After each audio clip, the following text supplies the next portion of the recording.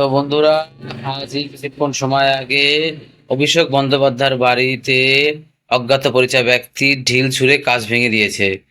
ব্যক্তিটি বাইকে করে এসে ঢিল ছুঁড়ে অজ্ঞাত পরিচয় লোকটি ঢিল ছুঁড়ে বাড়ির কাঁচ ভেঙে দেয়, সেই ভিডিও ফুটেজ জারি করা হয়েছে।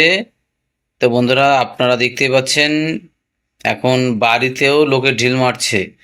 তো আগামী দিনে কি হবে বোঝা যাচ্ছে পারছে না। তো ব্যক্তিটির পরিচয় এখনো জানা যায়নি, দেখা যাক আগে কি হয়। এর কোনো আপডেট আসলে অবশ্যই আমি বলে দেবো।